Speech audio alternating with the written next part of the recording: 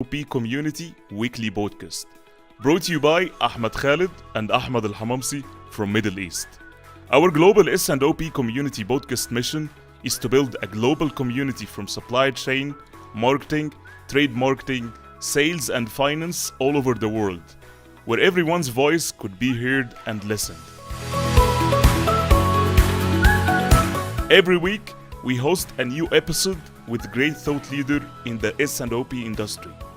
We believe that one word, one story, or one conversation could open up the light in the screen of your consciousness and you'll never be the same again. We discuss hot and trending topics with our subject matter experts by asking the right questions that uncover their valuable experience in our show. You can visit our website ahmedkhaled.co.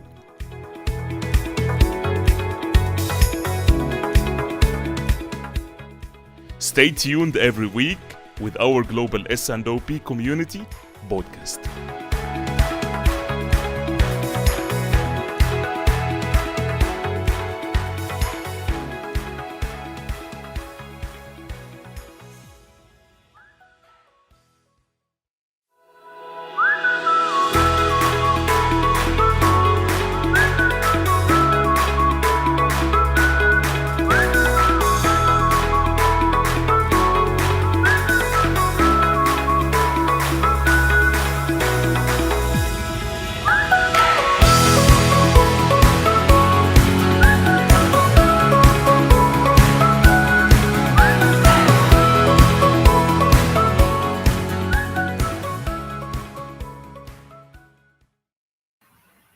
Hey. Hello. Good morning. Good morning, good afternoon, and good evening to all those beautiful people who are listening and watching us right now all over the globe. Welcome again to another special episode with our global S&OP community podcast. But before we start, I want to tell you all something right now. We missed you. All of our global audience, the last 2 weeks. And would like to take this moment and seize this moment to send you our thanks for all those beautiful people who asked about us the last 2 weeks. Last 2 weeks mostly were very challenging. We faced some challenges, but as usual, we confronted it with all what we have and got over it with our optimism. And just here, we are back today to continue our impact every Sunday with our global S&OP community podcast and with my co-host Ahmed Al-Hamamsi today. Welcome, Ahmed, to the show. Welcome, Ahmed, and welcome to UAE. Also, finally, I think we will meet soon after all these years. And welcome to our audience. And as you know, of course, the global S&OP community all over the globe. We're sharing knowledge that you'll not find in books. Not only supply chain professionals, but we have executives in marketing and sales, finance. In all aspects of business, of course, where your sound and your voice will be heard. This is what we need. We need to hear your voice. We need your participation. It's your show, and as we always say, it's not. This is all about our show. It's hearing you and listening to your voice, your questions, and we're all part of one big global S&OP community. Of course, we're reaching more than 57 countries through our podcast, and of course, we're so happy to have you all and to hear from you and listen from you all the time and take your questions. This is one of the main reasons that we started this podcast and the global S&OP community. Indeed, Hamamsi. So I'm just curious to ask our lovely audience today, where are you tuning in from? Before we start our topic today. And I think today is really one of the days that we will never forget in our life. And I'm sure that you can guess why. Most probably, there are 3 reasons today for that unique day. Firstly, because today is the final match in the African Cup between Egypt and Senegal after 1 hour, I would say, from now, or 2 hours. I think 2 2 hours. hours. Yeah. 2 hours from now. This is the first one. Secondly, because we have an amazing collaboration with one of the best association in the supply chain worldwide. We have that collaboration with ASCM today with us. Thirdly, because we have two of those global thought leaders in the ASCM association that will share with us their amazing experience today in this beautiful podcast. And our topic today will be around a topic that it's very essential from most business sustainability in the marketplace. And at the same time, this topic is very ignored by most organizations. Our topic today will be around how to handle the supply chain risks from a business end to end. This topic will be covered today with our unique global thought leaders. And our global thought leaders today are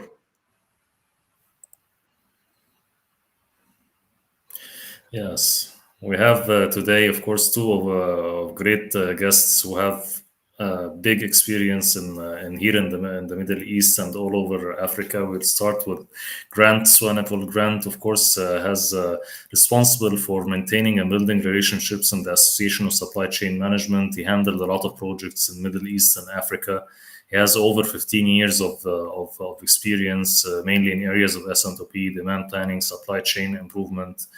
Grant is, of course, it's holds a supply chain master's degree from University of Johannesburg, and he has score PE degree, of course. So we're talking about huge experience here, and of course from Association of Supply Chain Management, previously known as APICS, and it's one of the biggest, of course, supply chain associations in the world. So we're welcoming today Grant Swanepoel and Ahmed. If you can introduce our second guest, Douglas Kent. Sure. Our second global thought leader today he is Douglas Kent. So Douglas Kent is the executive vice president for strategies and alliances at ASCM. Douglas, he played many roles, and Douglas has mostly over 35 years of transformational experience in advisory and consultancy. And I believe what makes him very unique is not only the years of consultancy and advisory by himself, but because of his experience in being a practitioner who understands the organization pain points because he was in the same place before. His practitioner experience was with many large multinational companies all over the world. He is an APICS certified score instructor. He is specialized in supply chain strategies and supply chain planning. And our topic today, even he is specialized in, which is the risk optimization. And he traveled mostly almost all countries around the world. And he led many workshops and educational program all over the world. So, without further introduction, can I ask you please to welcome with us our thought leaders today? And as usual, before just introducing them A to round our of show, applause. please, the combo one, okay?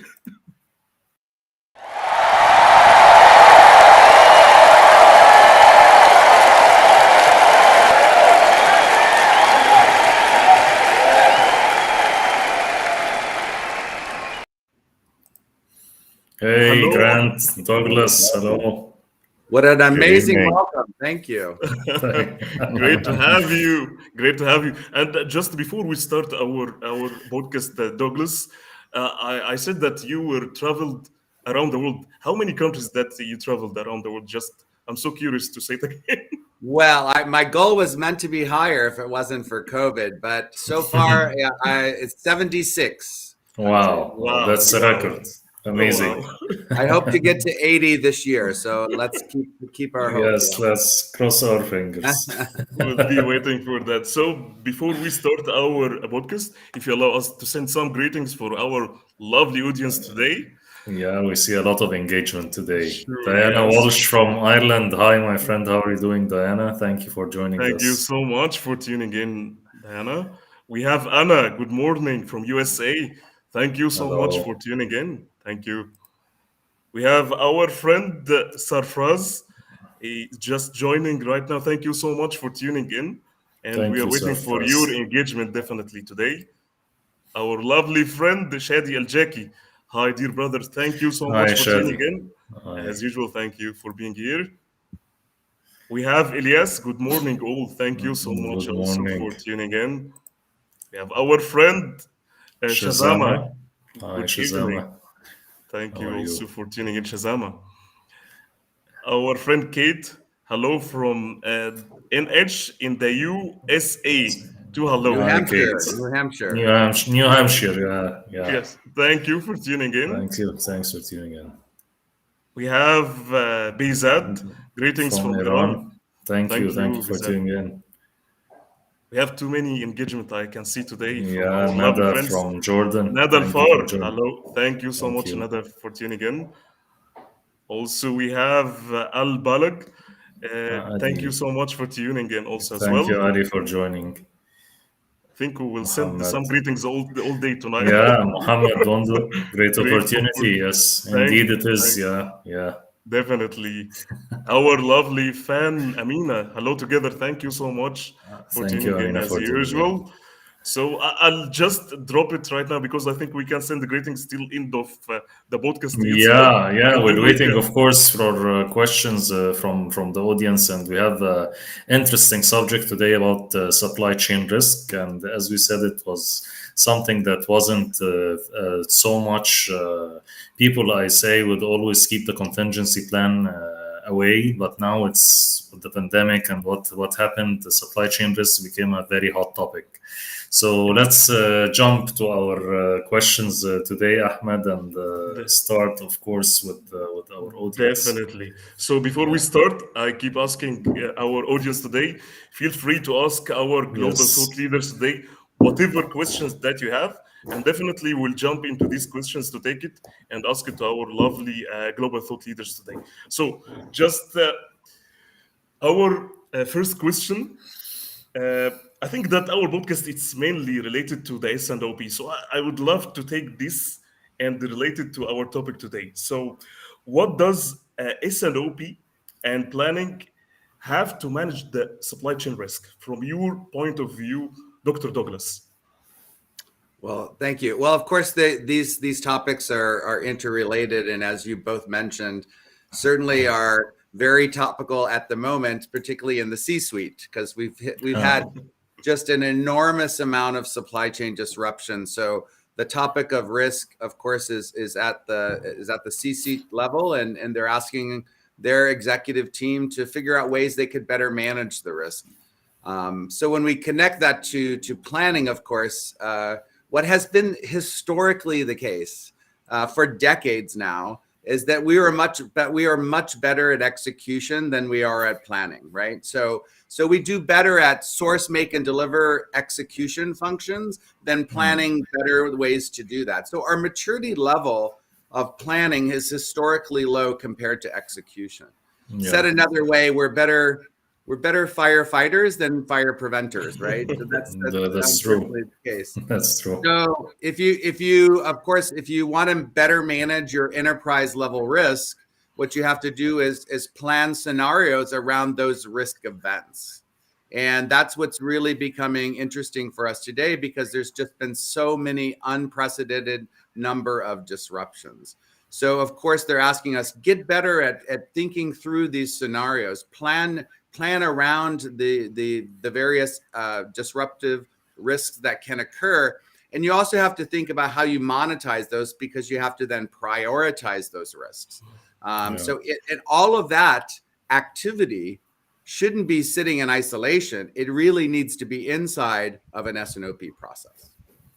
Definitely. 100%. Definitely. Thank you so much for this lovely one. And I would like just to listen also for Grant, because I know that you're also in love with S&OP demand expert. planning Yeah. and Yeah. S&OP expert. So from your experience. What's your thoughts? Yeah, absolutely. And I mean, to echo Douglas's sentiment in this, and I've done a couple of projects with Douglas in the last few years, and we can almost with certainty say that one of the gaps in the organization is the planning aspect. And I mean, it's sort of like there has to be the basics in place, right? So a lot of companies want to go, we want to be an IBP master, right? Integrated business planning is like the goal because it's a buzzword. But what I think is very important is to get the basics right first. Doing the forecasting, making sure we're doing a bottom-up forecast and a top-down forecast, comparing the forecast to the potential risks, as Douglas had mentioned, and comparing the high, low, mid scenarios, for example, right? The quantification of this is very important, because we need to know in 6 months' time, what do we believe the risk is going to be on, for example, inventory, or are we going to have a problem with one of our suppliers, etc.? It's quite funny how, things like Chinese New Year, for example, surprise us every year. I mean, we know it's coming, right? Yes, So- that's true. And you find sometimes in the meetings that they're saying, sorry, we cannot deliver because of the Chinese. It's well known. It's not a surprise. It's not a risk. It's not supposed to be a risk. Absolutely. I mean, I've been on the firing line in S&OP meetings, being a person who's been the demand planner or the S&OP person, saying, oh, we're not going to get stock. But, and we absolutely that should never be an excuse, because anything that we can vaguely anticipate, we should be able to build in to an extent in our model. So that, for me, is just so important, and to have it in my mind. And if I can mention one other thing about the S&OP, is really ensuring we have the discipline for that, because that helps us identify and continuously go back to the actions that we said we were going to do to try to mitigate the risk. The other component with S&OP, which we can never forget, is the link to the supplier. Of course, the customer demand, etc., but really ensuring we even on a monthly basis go back to our supplier and ensure they are very aware of what our future plans are, and that will help to just elevate some of the risks up to the future or up to the surface. So definitely some first thoughts. I mean, I can go on about S&OP for hours. 4 hours, true. Let's do it. But sure, it is. Right. I've got time. We can see that. I think that what you said, it resonates totally with me, especially in the organization and the corporation right now. I think what Douglas and you, Grant, said, it's all related to the planning. And I think the maturity level from the organizations when it comes to assessing the risks inside the S&OP, I don't think that not all organizations, they have this, but most organizations that they don't have a maturity level to assess the risks. It's just checking the box, ticking the box that we are doing our risks. But are we mature enough to do the risk analysis in terms of the supply chain end-to-end? Are we able to understand our real risks in terms of demand, supply, process risks, in terms of regulatory country risks, all of that? Or just we are doing it just for doing it? And when it comes, as Douglas said, it comes like a firefighting. But how are we able just to avoid all of this from the beginning? Are we planning it in the right way, or just we are doing it just to take the box? This kind of maturity should be there inside the organizations, because most organizations they have some ego, I would say, enough that we can do everything. But when it comes to risk analysis and risk management, somehow there are bigger risks than your organizations. So keep it to the experience and the expert people. So you have to come and ask consultancy, because what you are trying to save, you will pay a lot in the future if you don't have the experienced people to solve these problems from the beginning. Yeah. Definitely. Some organizations, they just go away from asking consultancy because of the fees or because of something like that. But at the end, it fight back, because it's all about cost efficiencies. It's all about customer service level, about cleansing the data, making sure that you have the right baseline forecast, all that. And companies, they really sometimes, some of the organizations, they don't take care of that, and it ends that it fires back on them. So definitely, I think we started to have some questions in pouring in. Yeah. Yes. Yes. Thank you. So let's jump. Shoot, Yeah, Douglas. Just to say, you're both spot on, and actually within the supply chain world, we have a metric which is called VAR, value at risk. Value at risk is simply the probability of the risk event multiplied by the impact that event has on our organization, right? And we have these ways in which we can then take those and monetize them and stack them up and decide, okay, what is the likelihood of the event times its impact? If that's great, then we should be very thoughtful about our potential mitigation efforts, right? And this has to be a formalized process, right? When we take a look at, because if we try to mitigate all of our risks, we go bankrupt, right? If we ignore that the risks are there, we go bankrupt, right? So you have to be able to take a look at both the macro and the micro risks, 100%. Monetize them, stack them up for some degree of prioritization, and then we have a formalized way to build thoughtful mitigation strategies that will protect our business and get us from the firefighting into the fire prevention. Yes, 100%. I think, yes, it's what you said. It's also related to the maturity of the organization. Are we aware of the risk? And how we deal with risk? Are we just? I do remember, because I love ASCM and CSCP. They said that how you can find the ways of the risks. How can you sometimes that you can accept the risk? Sometimes depends on your classification. Sometimes that you have to avoid the risk, and sometimes you can transfer a risk from your organization to another organization, and another time you can mitigate risks, not totally, but some of it. So it depends on the maturity of the organization itself and the classification of the risk itself. By just having brainstorming and understanding the magnitude of each risk, you can act by these 4 ways. Depends on the budget, depends on how are you willing to go with this risk. Definitely. And depends also on the organization, how it's looking on the S&OP. Sometimes they're looking on a very short term, like 1 month, 2 months, so they don't even see the risk. They don't analyze the risk. They don't see the risks and opportunities and make risk metrics like Douglas was saying. So it definitely depends on the level of the maturity of the organization. I 100%. Agree with you here. Thank you. Let's jump into the first question. Dr. Ahmed Musa, thank you for tuning in. Yes. He's asking how digital twins gonna support handling current supply chain risks. Great. Should we take a stab at answering that question? Sure. So it goes right back to what we talked about earlier, which is the ability to run scenarios, right? So if you have a digital twin, you could run different risk scenarios and already have the answer that you're looking for if that risk actually comes to life, right? So that's the key, right? When companies are unprepared, it's because they haven't been able to run the scenarios effectively. So then they're trying to figure out what to do when the risk event occurs. What does that do? It makes our response latent, right? We take too long to be able to recover. Our agility, our resiliency is weakened because we don't have an answer to that. And I think we'll talk about it a little bit later, but we did an entire resiliency study in collaboration with the Economist Intelligence Unit. And in that study, basically, it really indicated is we don't do strategic scenario planning. We don't have, we talk about, different risk events occurring, but we're not prepared for the response to those. We don't have a playbook that we need that when the risk happens, we're able to respond more effectively, more efficiently, certainly quicker than without having that playbook strategy. So a digital twin is a way in which we can use that aspect to run these scenarios, become more prepared, and have that playbook ready. Yeah. Thank you, Douglas. Thank you, Douglas. Do you have any thoughts, Grant, with your experience? I absolutely agree with Douglas, and I think that using digital capabilities within your S&OP process is becoming essential, right?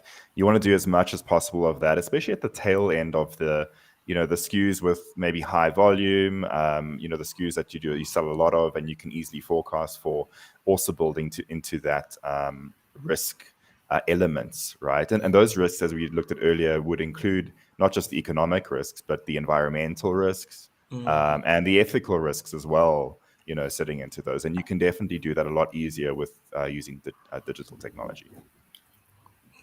Thank you.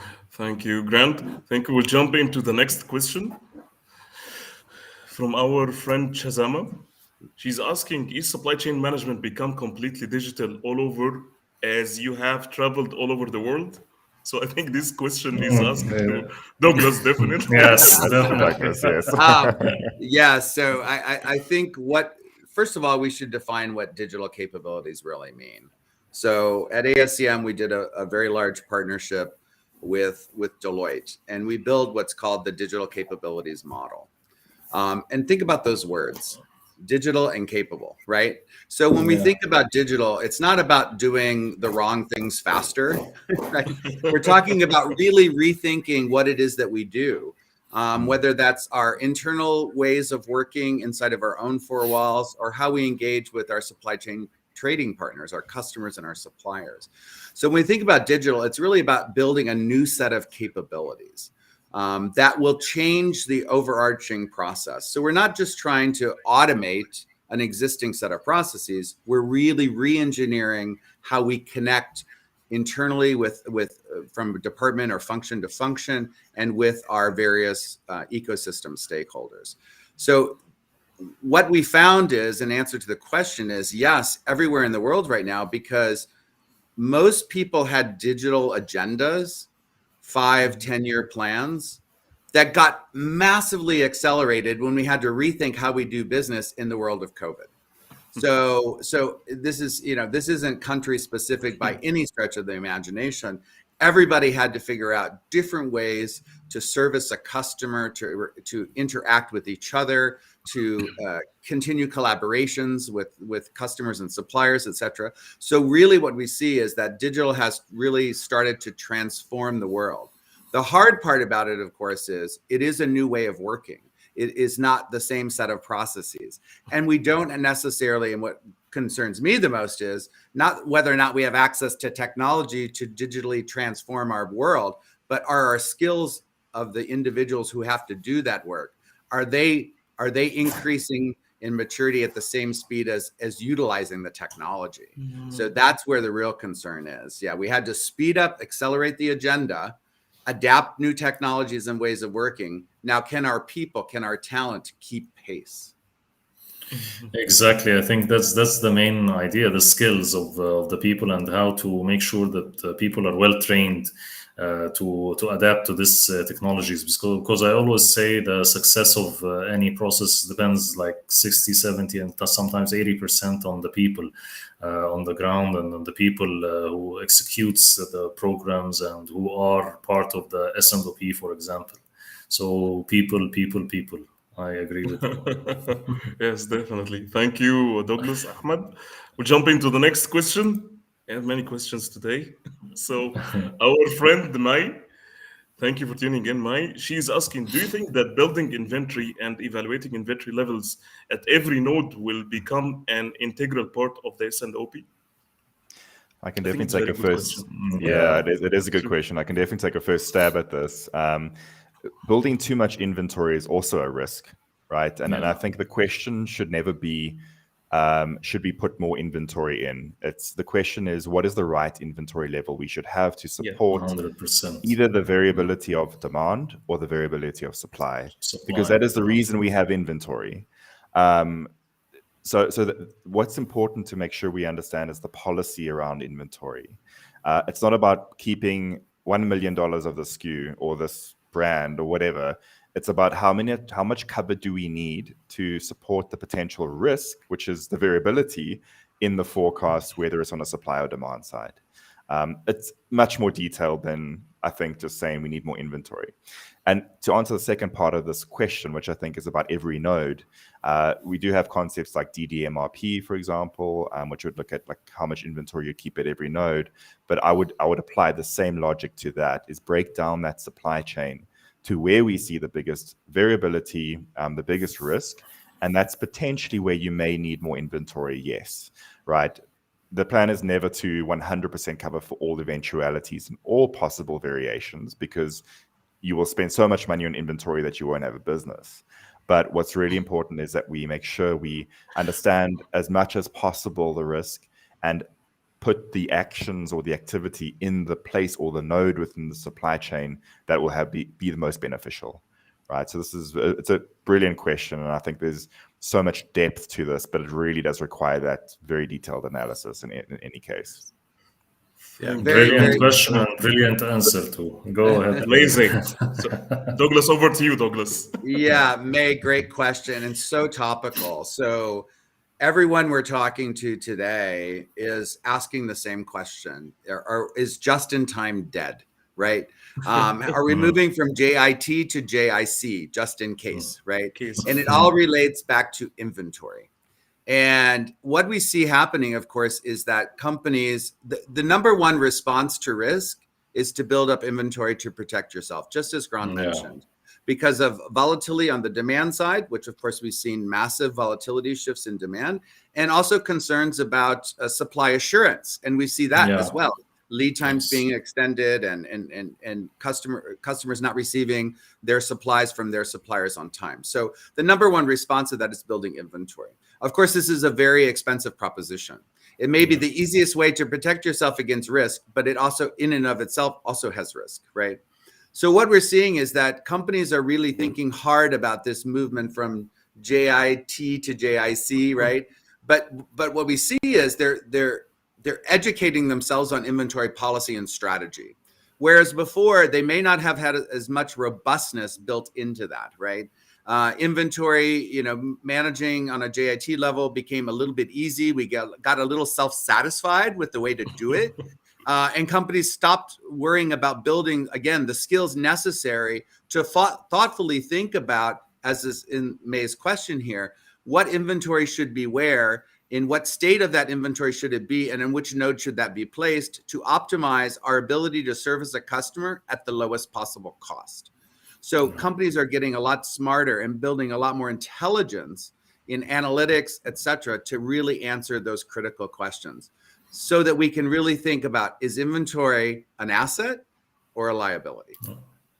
100%. I think one of the most challenges here that when we have some challenges, we just react. But do we have the time to think what is the main reason? As you said, Douglas, and as you said, Grant, one of the challenges that most people, that they are reacting to that problem itself. But are we visiting our sourcing strategy in case? Why do we have all of this kind of inventory level and all of these nodes in our route to market or the go-to-market that we have in that? Shall we invest right now on changing our sourcing strategy? Because I see after COVID-19, many organizations, they changed drastically their sourcing strategies, and they moved from globalization or centralization into decentralization and localization, regardless what will be the impact on their P&L or income statement. But they just prefer or just want to mitigate any sustainability challenges in the marketplace for their company, regardless this. That's why I think these questions should be asked very aggressively by the organization itself. Are we having the right sourcing strategies? Are we? What is the percentage of our importing portfolio versus our local portfolio? How can we reduce our importing portfolio? Let me be very, very clear on that. Localization will not solve the main problem, because people think when they think that we are localizing our suppliers, the problem will be solved totally. No, not at all, because when you localize a supplier, he has multiple tiers of suppliers, and definitely all of this will have some of the unique materials or materials will be also imported. But at least you have a time to react, and you have a buffer in your supply chain nodes that you can react accordingly. But we need to think in the other way. Are we using the right sourcing strategies? Yes or no? This is that kind of things that most organizations should think about it. Totally agree. And of course, as I cannot add much to that, but as we are talking about, it's not only about building safety stock, it's about safety time and the time of moving of inventory from one node to another. We must think about that. And I think it's good time for people of sales. They put too much pressure now on us, build the inventory, and I don't care about the stock levels, and just stack up inventory. And finance and supply chain try to scream about the cost and of the inventory and the inventory holding cost, but nobody's hearing about it now. We're in time of crisis. I need to sell, so stack up inventory. It's a very good point, because we're also finding that again, learning how to do demand shaping to de-risk that over abundance of inventory, and using that with the sales team to further impact the demand in such a way to relieve the inventory stock up or pile up that we might have. Yes, also, it's a critical part of a demand shaping is a critical part of an S&OP process, right? Yeah. 100%. I think we have another question. Let's take it. I think we have a lot of them. I told you the engagement is great today, of course, and we're so happy to have you both. Definitely. So, Dr. Lab, thank you so much for tuning in. He's asking, with systems working on real-time online basis, why can't we have zero inventory or just in-time inventory, which will be a competitive edge for a best pricing and better customer experience? Boy, that would be beautiful, wouldn't it? Yeah, that would be heaven. First, we have to answer what is real time, right? Because that has a different meaning depending on who you're talking to as well. I think I think the doctor has described it very well. The panacea and the wishful thinking that we all would have, that all systems are integrated and all data is exchanged on a real-time basis, and we have complete transparency. Well, unfortunately, I have yet to find a single organization that could fulfill that mission. Again, I'll go back to where one of the key problems are. That was really one of the findings from our EIU study on resiliency, was that we don't have the control tower visibility that's necessary to fulfill this dream that the doctor has put out for us, right? Yeah. And if we did, and companies did have multi-hierarchy visibility from customer to supplier, including channel partners and transportation, third-party logistics companies, and our suppliers' inventory levels or cycle times. If we had that level of visibility, then of course, and that information was being exchanged, consistently on a real-time basis, then perhaps we could get to this zero inventory or truly just in time. Unfortunately, again, we have a lot of resistance to doing so, because companies don't like to share information outside of themselves. Yeah. There's trust-related issues. There's issues relative to data integrity. There's concern about how quick our decision processes can be, even if we speed up the flow of information. Can we as an organization actually take decisions quick enough? So there's a lot of barriers to achievement, and technology is not one of them, right? There's a lot of barriers to achieving this control tower approach to gain the visibility on a multi-hierarchical basis. And most of them are around people, around trust, around data, etc. It's not the technology. So we have been given the gift of the technology, but unfortunately we can't absorb it. Yeah, we can't absorb it. Yeah, brilliant. I agreed on that, and I think that you remind me, Douglas, about something related to the just-in-time inventory and zero inventory. So I think everyone wish to have like just-in-time. Every one of us. Inventory is something that we need to look at it, definitely. But just in time, it has cost. Definitely, it has cost on the other side. It's not something easy that you can have all of your suppliers that you'll have it just in time. It has cost on the other side. And I do remember one of the challenges from an organization. I had the experience with that. Some people think that just in time, I can use some consignment models. So by this way, when I have a consignment models, I have all my materials. I can bury all of my materials at the supplier side. But this is not the truth, because again, yes, most probably that you're not holding anything at your books, but at the same time, it's like a temp bomb.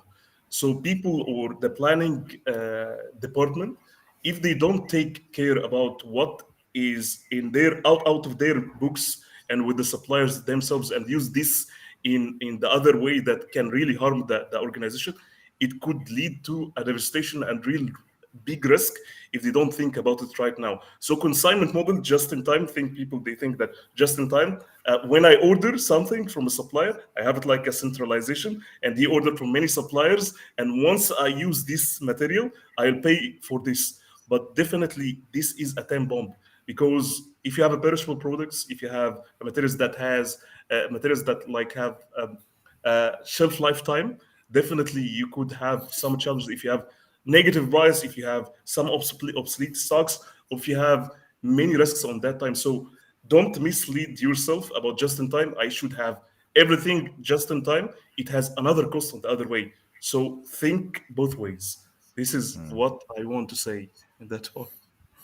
Yeah. Maybe just a quick add in, something that it just popped into my mind looking at this question is the Internet of Things, right? And understanding the fact that by understanding risks upfront more gives us an opportunity to handle the risk better going down the line, and things like inventory. So technically this could impact your policy, your inventory policy. So having more information upfront means we may be able to even hold less inventory because we have the opportunity to see sooner when a risk could arise.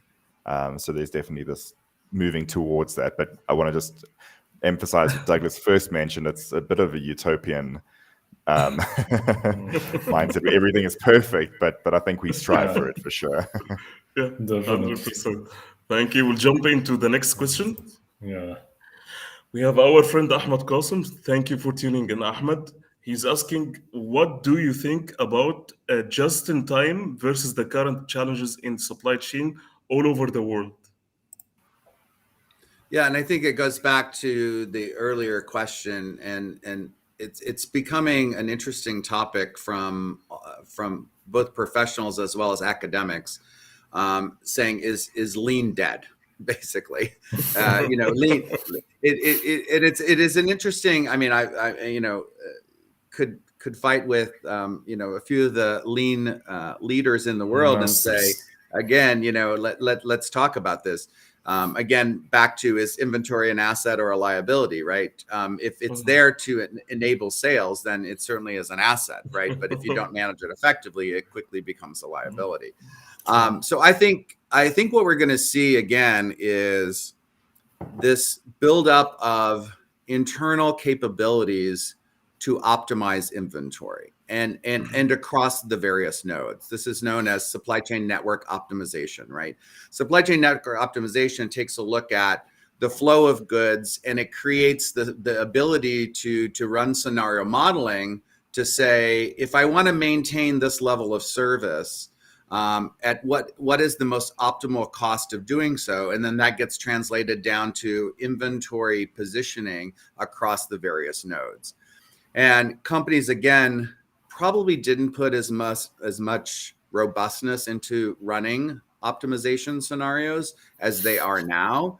And if they did, it was more what I would call episodic. So if something changed in my network design, I would rerun an optimization rather than internally build the capability. So, episodically, maybe outsource it. Say, for example, if a company did an acquisition and suddenly they had additional distribution centers or warehouses or manufacturing facilities around the globe, they would episodically run this optimization. They didn't internally build the capability to do so.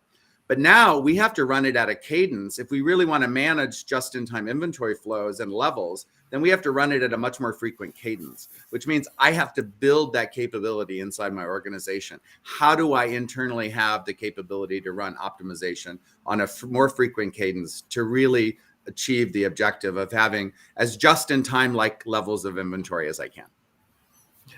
Beautiful. Thank you so much for this lovely answer. We'll jump into the next question. Let's go. Our friend Muhammad Amir Khan, thank you for tuning in. He's asking, from where do you think a supply chain manager should start identifying and analyzing risk in S&OP? Everywhere. I knew he was going to say that. I mean, there's different types of risks, right? And I think the different types of risks fall into different places in your network and in your supply chain. So, I mean, if we look at a typical S&OP, it's a demand review, supply review, the balancing function, and then an executive S&OP. And all of those areas can have specific risks. I mean, on the demand side, we know that's the customer. What if the customer goes to a competitor? What happens in the market? You know, all those types of risks, more commercial kind of things. And then we have the supply risks, right? And I mean, even if we look at what, Douglas had mentioned it a bit earlier, the resiliency survey that was done a couple of months ago. And a lot of what is included in there, the types of risks, the risks that came out, a lot of them boil down to supply-related issues. So not getting the supply of products that you requested or that you had ordered for various reasons. So a lot of risk sits there as well, right? But the important part is the communication and the linking between those two, and then that balancing function. This is what we could sell if we had an unconstrained environment and we had all the stock available.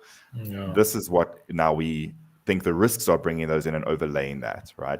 If we really were to redefine S&OP is really primarily about risk management.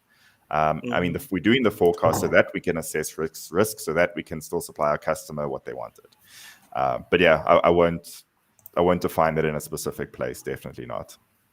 If you allow me, Hamamsia, if you allow me, I give something for Douglas and Grant, please. Please.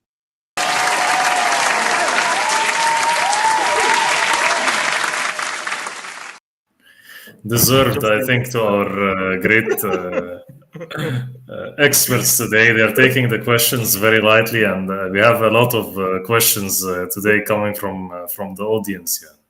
Thank you, guys. Thank you, Grant. Thank you, Douglas. So, if you allow me, I'll jump into the next question. Sure. So, our friend Bezad, thank you for tuning in. He's asking us, supply chain experts, what is your key learning from supply chain interruptions during the pandemic? So I think what the pandemic illuminates for us is that we don't have strategic and operational strength around managing resiliency.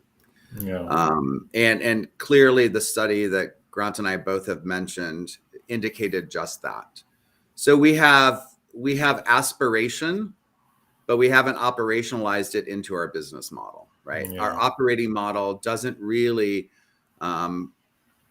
wasn't mature enough to allow us to really drive resiliency throughout the organization. So I think the pandemic illuminated that weakness. And that's why you see a lot more focus on how do we manage risk in a better way, both strategically and operationally? What are our vulnerabilities in doing so? So what we've been studying on the back end of the survey is what vulnerabilities do companies have? And we give them the ability to do a self-assessment across both strategic and operational risk so they can understand those vulnerabilities and they can do something about it, right? Because it is clear the pandemic is one disruption, but we've been faced with many, right? Supply shortages from chips, accelerating prices on key commodities, suppliers extending lead times 2 and 3x. The cost of a container shipment from China to the US is 10x what it was 24 months ago, right? These, a boat getting stuck in the Suez Canal. How many more do we want, right? And so if we're not strengthening our ability to build resiliency into our operating model, then we've missed what the pandemic unfortunately has illuminated as an opportunity for us to improve. And of course, one of those ways, as Grant rightly mentioned previously, is S&OP, inside of S&OP, and it goes to the previous question as well, is where we should be talking about that. That's where the conversation has to occur. If it's not embedded in our integrated business planning and S&OP processes, then we're over here talking about planning and we're over here talking about big levels of risks. And if those two things aren't integrated together, then we go to what you talked about earlier, which is we have a very myopic focus on, we talk about risk as it relates to the next 8 weeks. right? Yes. We're in firefighting then. This is what's known as sales and operations execution, S&OE. Yes. If we have a Yes. short-term focus and we think our planning focus is in that short-term cycle, we will have missed the opportunity to identify risks before they happen. Definitely. Great answer. Thank you, Douglas. Thank you, Let me Douglas. jump into the next question from our friend Mai. She's asking, what is the role of S&OP in deciding about outsourcing? Boy, May is coming up with all the good ones here, right? Yeah, May is very actively participating. Thank you, Can we May, give for her- the great questions. Can we give her applause? Please, Yeah. please.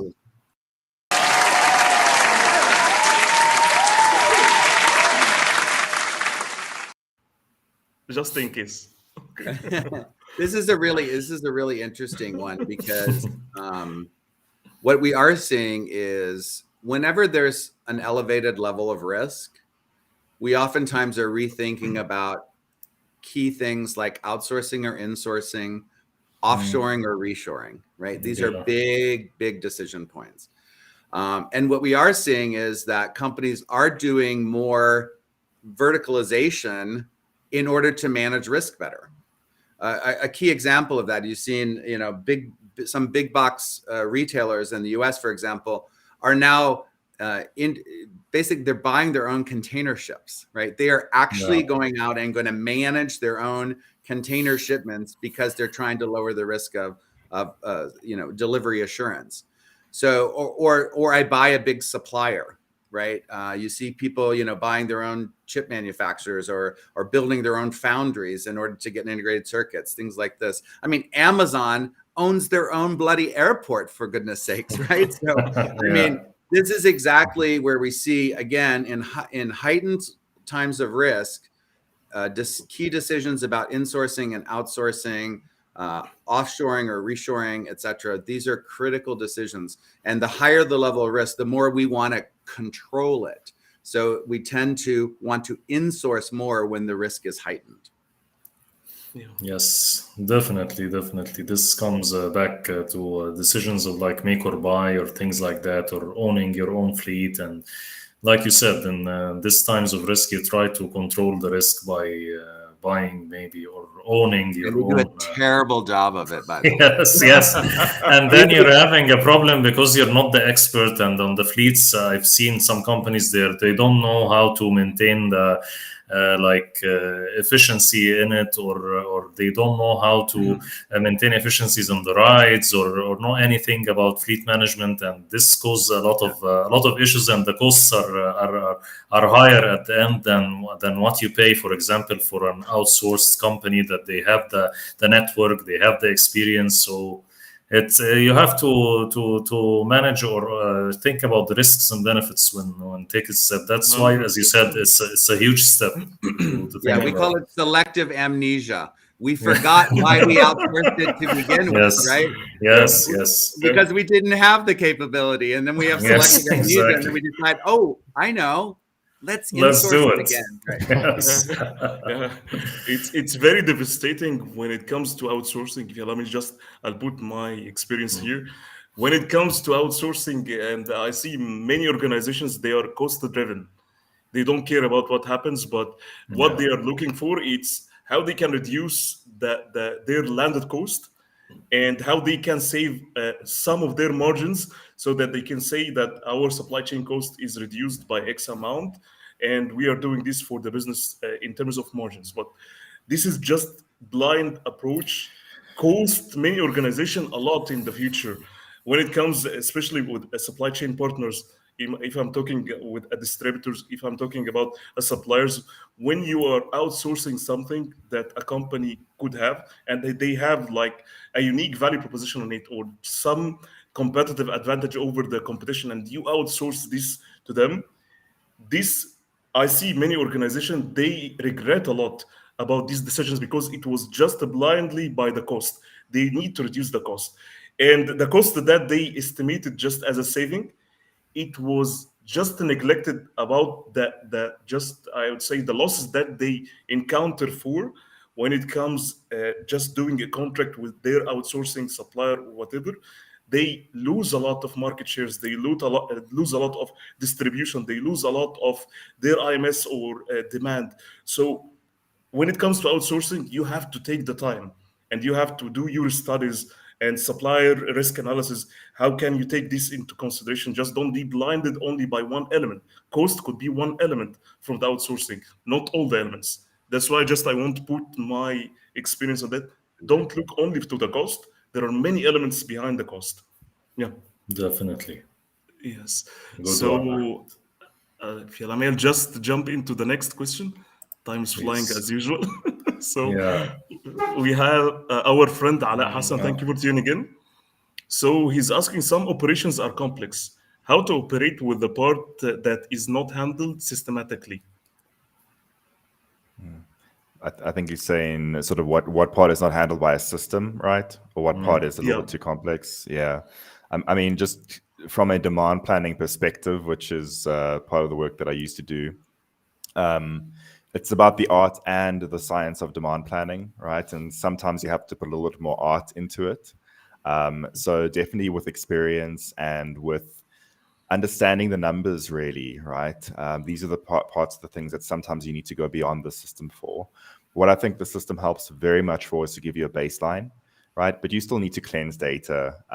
The system doesn't necessarily know, unless you've somehow built it in there, that you had 3 years ago, we had a big promotion and we reduced the price significantly, and that's why we had the spike. But it's very easy to forget these things, right? And to just apply these in the future. So I think it's important to identify specifically what's typically the A items in the group, in your organization or the SKUs, and make sure that you do review those numbers, right? Don't ever just allow the system to do it by itself and never review it. Make sure that review process is always done. But I think as far as possible, it's to systemize and automate the process. Good one. Thank you. Thank you. Thank you, Grant. So, I think this question came also into my mind. I think we have many questions, but I'm so curious to ask this Yeah, I question, think we right? need a lot of sessions with our experts here, and as we expected, a lot of engagement. And thank you for the audience. Whatever we can take today, we will try, Grant, me, Ahmed, or even Douglas, to take it offline, of course, and answer all your questions. Go ahead, Ahmed. Yeah. So I'm just so curious about, based on, I know that Grant and Douglas, you have great experience all over the globe, but we need your experience and your view on what's happening in the Middle East right now in terms of risk assessment and risk management. What are those most challenges that you have with your consultancy and advisory experience, especially in Middle East? Grant, do you want to take the first side of it, and I'll layer on? Definitely. I think what's important in the Middle East right now is a future view. And you can see this in many of the countries in the region who have a Vision 2030. There's some 5-year visions, there's some longer visions. And these visions have very specific elements to them. The question for us as supply chain practitioners is, how do we support those visions and also take advantage of the opportunities that it may bring? So in Saudi Arabia, there's a very big drive for supply chain and logistics competency, for example. Things like skills development, for example. I mean, this is a key one, right? I think there's a renewed focus on being prepared for the future, and this is all what risk is about. I think absolutely the Middle East has experienced all of its own risks, just like the rest of the world has, and will continue to do it. Geopolitical risks are a big problem, right? I mean, these are things we know exist. Climate risks are huge too, but this is not necessarily unique to the Middle East, right? I think the benefit that many countries in the Middle East have right now is that vision, and that's going to be something that's very powerful, and we need to make sure we keep aligned to going forward. Yeah, I think just to there's a lot of interesting aspects of how the Middle East becomes a more global player, right? And all the signs are super positive. what I like about what Grant has mentioned is, if you take a look at each of the country visions, and each country does pretty much have its own vision, but the underlying elements of that vision are very much the same. It's about keeping people happy. You don't see that in a lot of places. It's about really respecting our ecological aspects of our supply chain. So all about things around sustainability. It's about managing ethical concerns. There's so much goodness in the visions that are commonly shared across the various countries. But I think what is going to make it successful, and certainly what we see, as Grant has mentioned, as a trend, is that you're taking that visionary aspiration again, but you're looking at how do I enable that to actually happen. And what is true and what we recognize as an association is that investment in skills and competencies to bring that to life, to fulfill that vision, is actually being backed up by government-driven funding, Yes. which is not always the case, right? In fact, we're looking at this globally to say, what is it that the globe looks like in terms of the government's willingness to put a penny, to put pounds and pennies forward to actually fund education, to make training and supply chain accessible to people, to build a career path for these essential people to make that vision actually happen. And by far, I would say, from a cross-regional perspective, the Middle East is actually doing that. They're putting, as we say, the money where the mouth is, right? It's to say, I know this is a key element of enablement to build skills and competencies, and I will fund that. And that, for me, in addition to all the other underlying commonality across the different visions, is super exciting and probably unique to the region. I think, I will echo you this about this, because I have experience here in the Middle East. I've seen the government started, as you said, to fund that. Even they started to hire experts to talk to the companies about the performance of their supply chain, the performance of their processes. Where do you think they are, the level of maturity of the supply chain? So we started to see that, and we started to see that more after the pandemic. Even the word supply chain, and everybody is talking about supply chain and improving the supply chain. And as you said, it's started to be powered by the government. So yes, we started to see this on the ground, from my experience. Yeah. So I think time fly as usual. We didn't feel it. But before we close this beautiful episode, definitely, I would like to ask you, Grant and Douglas, what are those big things that ASCM is looking after right now in the Middle East, and how you can help organizations and people in the coming period? Maybe Douglas, I'll just start with the fact that we have a network of companies, of partner organizations in the Middle East and all over the world. If you go to the ascm.org website, you'll be able to find a partner of ASCM that can support with many of the models, the processes, the frameworks, and also the training, obviously the APICS training and certifications that we do offer. In fact, we have got 1 or 2 new partners as well in the region. We have Symbio's Consulting, I'd like to mention, since they're in Egypt, and I know we have Egyptian people in this audience here as well. And they're actually having a conference on the 5th and 6th of March, if you are in Cairo, which is about supply chain excellence and digital transformation. And also you could learn more about some of the ASCM products at that session too, which will be fantastic. But yeah, we have everywhere in the Middle East, and I don't want to exclude anyone else because there's so many, but absolutely, that's how we would go about typically supporting companies through ASCM products. Yeah, we've onboarded more new partners in the Middle East than any other region in the world over the last 12 months, to Grant's point. The other thing I would mention is we took a very strategic decision this year to make all of our frameworks and standards ungated from being a member of ASCM. So now it's available to anyone in the world. Our SCORE model standards, for example, our enterprise certification standards, etc. Our digital capabilities model, these used to be required in order to access it at the detailed level. You had to be a member of ASCM. So with our community and responsibility hat on, we now remove that gating. And so all of those standards are available to anyone in the world. So I encourage you to definitely investigate that. And I think that, these are tools that will help you manage your supply chain in a better way. So please, for the global audience here, if we can, further assist or develop new things that you really see as a high value proposition, let us know. The things that we have developed, these very key assets of frameworks and standards, now available globally. That's, I think, is a great initiative from the Association of Supply Chain Management, especially in these times of disruptions in supply chain. A lot of people, I think, will benefit definitely from that. So thank you, Douglas, Grant. Beautiful session. We're honored to have you today, and I'd like to thank also all of our audience.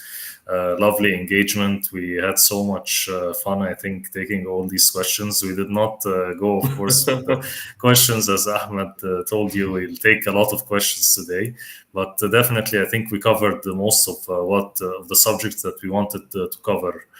Ahmed, if you have some final words. Sure. I would say I echo your voice. It's a pleasure to have you, Douglas and Graham, today. The amount of knowledge that we received today, as we spoke, it's a knowledge that we will never find in books, based on an extensive years of experience. 35 years of experience from Douglas and 15 years of experience from Grant. So if you echo all of this or add it up, it's 50 years of experience only in 1 hour. Definitely, it's our pleasure. And I believe that there will be a lot of collaboration in the coming period. And we'll be waiting for you here. And let's have another session based on this lovely audience and engagement. Let's have another topic that we can cover based on your lovely experience. Thank you so much. Would be our pleasure. Thank you very much. Grant. Thank you, Douglas. Thank you, all our audience. Take care. Take care. Bye-bye. Bye-bye. Bye-bye. Bye.